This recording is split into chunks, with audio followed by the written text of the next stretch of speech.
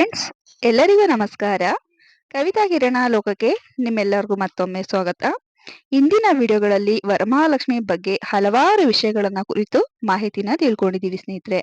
ಇವತ್ತಿನ ವಿಡಿಯೋದಲ್ಲಿ ಈ ಬಾರಿ 2025ರಲ್ಲಿ ವರಮಹಾಲಕ್ಷ್ಮಿ ಯಾವೆಲ್ಲ ವಿಶೇಷ ಯೋಗಗಳಲ್ಲಿ ಬಂದಿದ್ದಾಳೆ, ಜೊತೆಗೆ ಲಕ್ಷ್ಮಿಗೆ ಪ್ರಿಯವಾದಂತಹ ಬಣ್ಣದ ಸೀರೆ ಯಾವುದು, ಯಾವ ಶುಭ ಲಗ್ನದಲ್ಲಿ ಈ ಬಾರಿ ವರಲಕ್ಷ್ಮಿಯನ್ನ ಕೂರಿಸಿದರೆ ನಮಗೆ ವರ್ಷ ಪೂರ್ತಿ ಅಂತ್ಯವಿಲ್ಲದ ಸಂಪತ್ತು ಅಷ್ಟೈಶ್ವರ್ಯ ದೊರೆಯುತ್ತೆ ಅಂತ ಇವತ್ತಿನ ವಿಡಿಯೋದಲ್ಲಿ ತಿಳ್ಕೊಳ್ಳೋಣ ಸ್ನೇಹಿತರೆ.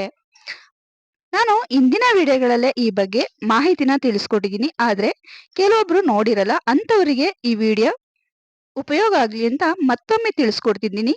ನಾನು ಇಂದಿನ ವಿಡಿಯೋದಲ್ಲಿ ಲಕ್ಷ್ಮಿಗೆ ಪ್ರಿಯವಾದಂತಹ ಬಣ್ಣದ ಸೀರೆಗಳನ್ನ ತಿಳಿಸ್ಕೊಟ್ಟಿದ್ದೆ, ಜೊತೆಗೆ ಶುಭ ಲಗ್ನವನ್ನು ಕೂಡ ತಿಳಿಸಿದ್ದೇನೆ.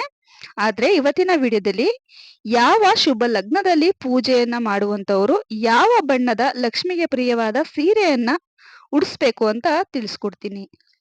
ಶ್ರಾವಣ ಮಾಸದ ಶುಕ್ಲ ಪಕ್ಷದ ಆಗಸ್ಟ್ 8ನೇ ತಾರೀಕು ಚತುರ್ದಶಿ ತಿಥಿಯಲ್ಲಿ ಉತ್ತರಾಷಾಢ ನಕ್ಷತ್ರವಿರುತ್ತೆ. ಅಂದ್ರೆ ಇನ್ನೊಂದು ವಿಶೇಷತೆ, ವರಮಹಾಲಕ್ಷ್ಮಿಯನ್ನ 8ನೇ ತಾರೀಕು ಕೂರಿಸಲು ಅತ್ಯಂತ ಪ್ರಶಸ್ತವಾದ ದಿನ ಅಂತ ನಾವು ಯಾಕೆ ಹೇಳ್ತೀವಂದ್ರೆ, ಮಧ್ಯಾಹ್ನ ಶ್ರವಣ ನಕ್ಷತ್ರ ಇರುವುದರಿಂದ ಬಹಳಷ್ಟು ಒಳ್ಳೆಯ ಫಲಗಳನ್ನ ವರಮಹಾಲಕ್ಷ್ಮಿ ಕರುಣಿಸ್ತಾಳೆ ಅಂತ ಹೇಳಲಾಗುತ್ತೆ ಸ್ನೇಹಿತರೆ. ಶ್ರಾವಣ ಮಾಸದಲ್ಲಿ ಶ್ರವಣ ನಕ್ಷತ್ರ ಬರುವುದು ಅತ್ಯಂತ ಹೆಚ್ಚಿನ ಫಲಗಳನ್ನ ನೀಡುತ್ತೆ ಎಂಬುದು ನಂಬಿಕೆ ಇದೆ ಶಾಸ್ತ್ರಗಳಲ್ಲಿ. ಹಾಗಾಗಿ ಶ್ರಾವಣ ಮಾಸದಲ್ಲಿ ಶ್ರವಣ ನಕ್ಷತ್ರದಲ್ಲಿ ಹುಣ್ಣಿಮೆ ಬಂದ್ರೆ ತುಂಬಾ ಶುಭ ಅಂತ ಹೇಳಲಾಗುತ್ತೆ. ಯಾಕಂದ್ರೆ ಈ ದಿನ 8ನೇ ತಾರೀಕು ಆಗಸ್ಟ್ ಶ್ರಾವಣ ಮಾಸದಲ್ಲಿ ಮಧ್ಯಾಹ್ನದ ಮೇಲೆ ಹುಣ್ಣಿಮೆ ಶುರು ಆಗುತ್ತೆ. ಈ ಸಮಯದಲ್ಲಿ ಈ ದಿನ ಯಾರೆಲ್ಲ ಪೂಜೆಯನ್ನ ಮಾಡ್ತಾರೋ ಅತ್ಯಂತ ಶುಭ ಫಲಗಳೇ ವರ್ಷ ಪೂರ್ತಿ ದೊರೆತಾ ಹೋಗುತ್ತೆ ಸ್ನೇಹಿತರೆ. ಶ್ರಾವಣ ಮಾಸದಲ್ಲಿ ಶ್ರವಣ ನಕ್ಷತ್ರ ಆ ದಿನ ಮಧ್ಯಾಹ್ನ ಇರೋದ್ರಿಂದ ಸರ್ವಾರ್ಥ ಸಿದ್ಧಿಯೋಗವು ಕೂಡ ಈ ದಿನ ರೂಪುಗೊಳ್ಳಲಿದೆ.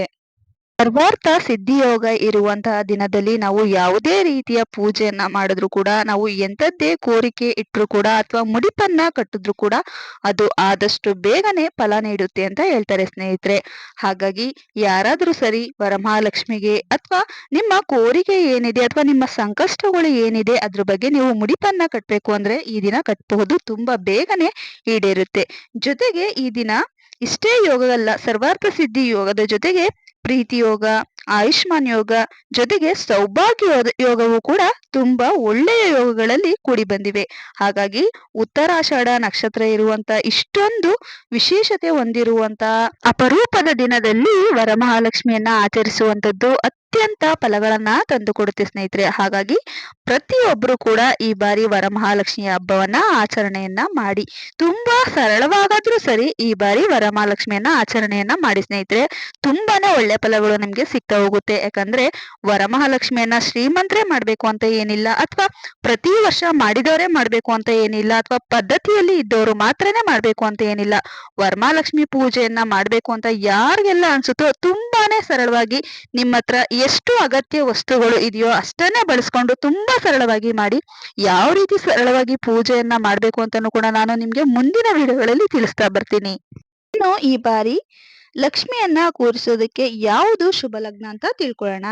ಈ ಬಾರಿ ವರಮಹಾಲಕ್ಷ್ಮಿ ವ್ರತಕ್ಕೆ ಅಥವಾ ಹಬ್ಬಕ್ಕೆ ಕರ್ಕ ಲಗ್ನ ತುಂಬಾನೇ ಒಳ್ಳೆ ಶುಭ ಲಗ್ನ ಆಗಿದೆ. ಹಾಗೇನೆ ಮೊದಲನೇ ಮುಹೂರ್ತ ಅಂದ್ರೆ ಕರ್ಕ ಲಗ್ನ ಅತ್ಯಂತ ಶುಭ ಫಲ. 5:30 6:40 ಕರ್ಕ ಲಗ್ನದಲ್ಲಿ ಅತ್ಯಂತ ಶುಭ ಫಲಗಳು ನಮ್ಗೆ ತಂದು ಕೊಡುತ್ತೆ ಸ್ನೇಹಿತರೆ. ಹಾಗಾಗಿ ಈ ಸಮಯದಲ್ಲಿ ಯಾರೆಲ್ಲ ಪೂಜೆಯನ್ನ ಮಾಡ್ತಿರ್ತೀರೋ ನೀವು ವರಮಹಾಲಕ್ಷ್ಮಿಗೆ ಕೆಂಪು ಬಣ್ಣದ ಮತ್ತು ಬಿಳಿ ಬಣ್ಣದ ಸೀರೆಯನ್ನ ಉಡಿಸ್ಬೋದು ಸ್ನೇಹಿತರೆ. ಇದು ಅತ್ಯಂತ ಶುಭ ಫಲಗಳನ್ನ ಸೂಚಿಸುತ್ತೆ. ಇನ್ನು 2ನೇ ಮುಹೂರ್ತ ತುಲಾ ಲಗ್ನದಲ್ಲಿ. ತುಲಾ ಲಗ್ನಕ್ಕೆ ಅಧಿಪತಿ ಶುಕ್ರ ಆಗಿರ್ತಾರೆ. ಶುಕ್ರನ ಆರಾಧ್ಯ ದೈವ ಲಕ್ಷ್ಮಿ ಆಗಿರೋದ್ರಿಂದ ಈ ದಿನ ಅಂದ್ರೆ ತುಲಾ ಲಗ್ನದಲ್ಲಿ ವರಮಹಾಲಕ್ಷ್ಮಿಯನ್ನ ಕೂರಿಸೋದು ಅತ್ಯಂತ ಶುಭ ಫಲ. ಮಕ್ಕಳಿಗೆ ವಿದ್ಯಾಭ್ಯಾಸದಲ್ಲಿ ಜೊತೆಗೆ ಮನೆಗೆ ಸಂಪತ್ತನ್ನ ಕರುಣಿಸೋದ್ರಲ್ಲೂ ಕೂಡ ಈ ಒಂದು ಲಗ್ನ ಅತ್ಯಂತ ಶುಭ ಅಂತ ಹೇಳಲಾಗುತ್ತೆ. 11:02 1:30 ಅತ್ಯಂತ ಲಕ್ಷ್ಮೀ ಪೂಜೆಗೆ ಮಹತ್ವವಾದ ಸಮಯ. ಈ ಸಮಯದಲ್ಲೂ ಕೂಡ ನೀವು ಲಕ್ಷ್ಮಿಯನ್ನ ಕೂರಿಸಬಹುದು.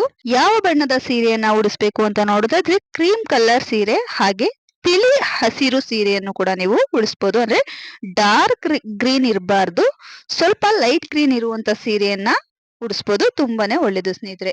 ಇನ್ನು ಮೂರನೇ ಮುಹೂರ್ತ 2 ಗಂಟೆ 10 ನಿಮಿಷದಿಂದ 2 ಗಂಟೆ 30 ನಿಮಿಷ. ವೃಶ್ಚಿಕ ಲಗ್ನ. ಇದಕ್ಕೆ ಮಂಗಳ ಅಧಿಪತಿಯಾಗಿರ್ತಾರೆ. ಅರ್ಧ ಗಂಟೆ ಮಾತ್ರ ಸಮಯ ಇರುತ್ತೆ. ಈ ಸಮಯದಲ್ಲೂ ಕೂಡ ನೀವು ಲಕ್ಷ್ಮಿಯನ್ನ ಕೂರಿಸಬಹುದು. ಇನ್ನು 4ನೇ ಮುಹೂರ್ತ 3 ಗಂಟೆ 40 ನಿಮಿಷದಿಂದ 6 ಗಂಟೆ. ಧನು ಲಗ್ನ ಸಾಯಂಕಾಲದ ಸಮಯ ಅಂದ್ರೆ ಗೋಧೂಳಿ ಸಮಯ ಅಥವಾ ಗೋಧೂಳಿ ಮುಹೂರ್ತ ಅಂತಾನು ಹೇಳ್ತಾರೆ. ಈ ಸಮಯದಲ್ಲೂ ಕೂಡ ನೀವು ಪೂಜೆಯನ್ನ ಮಾಡಬಹುದು. ಗುರು ಅಧಿಪತಿಯಾಗಿರ್ತಾರೆ. ಮಕ್ಕಳಿಗೆ ವಿದ್ಯೆ, ಬುದ್ಧಿ, ಸಿರಿ ಸಂಪತ್ತನ್ನ, ಅಷ್ಟೈಶ್ವರ್ಯವನ್ನ ಗೋಧೂಳಿ ಸಮಯದಲ್ಲಿ ಪೂಜೆಯನ್ನ ಮಾಡುವಂತವರಿಗೆ ವರಲಕ್ಷ್ಮಿ ಕರುಣಿಸ್ತಾಳೆ ಅಂತ ಹೇಳ್ತಾರೆ ಸ್ನೇಹಿತರೆ. ಜೊತೆಗೆ ಈ ಸಮಯದಲ್ಲಿ ಯಾರೆಲ್ಲ ಲಕ್ಷ್ಮಿಯನ್ನ ಕೂರಿಸ್ತಿರೋ ಹಳದಿ ಬಣ್ಣ ಮತ್ತು ಕೇಸರಿ ಬಣ್ಣದ ಸೀರೆಯನ್ನ ನೀವು ಉಡಿಸ್ಬೋದು ಸ್ನೇಹಿತರೆ.